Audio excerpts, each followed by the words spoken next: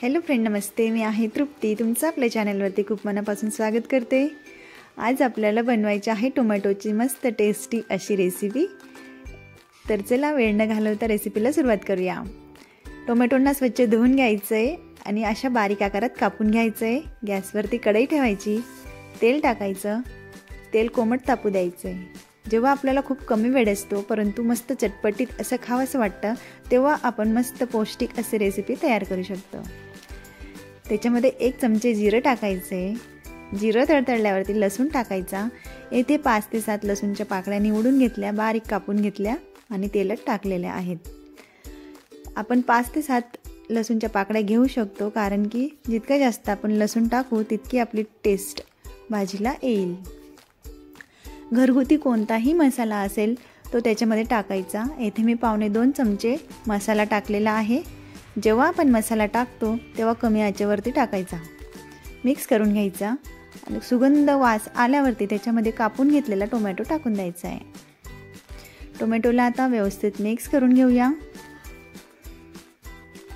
अगदी 10 मिनिटात बनणारी पौष्टिक आणि टेस्टी रेसिपी आपली तयार होणार आहे. तोपर्यंत तुम्ही व्हिडिओ पूर्ण पाहून घ्या. स्वादानुसार मीठ टाकायचे, हळद टाकायची. अर्धा चमचा मी याच्यात हळद टाकली आहे. ही रेसिपी तुम्ही टिफिनसाठी पण देऊ शकतात आणि केव्हाही कमी वेळेत लगेच बनवून देऊ शकतात, जेणेकरून तुमचा वेळ खूप वाचू शकेल आणि मुलं आणि तुम्ही पण अगदी आनंदाने ही भाजी खाऊ शकाल. याच्यामध्ये आता आपल्याला टाकायचं आहे साखर.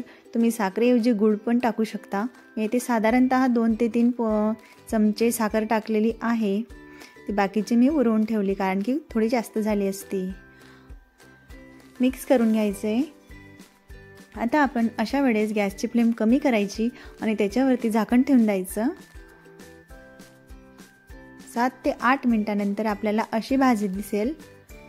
हे पहा. आता येथे अशा वेळेस आपल्याला भाजीला चमच्याच्या साहाय्याने मिक्स करून घ्यायची. बघा, अशा प्रकारे तिला आपण स्मॅश करून घ्यायचं.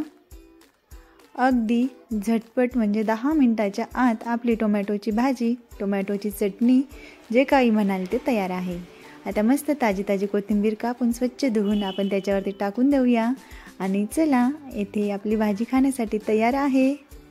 तर अशीच मी तुमच्यासाठी नवनवीन क्विक साधी सिंपल रेसिपी घेऊन येत जाईल.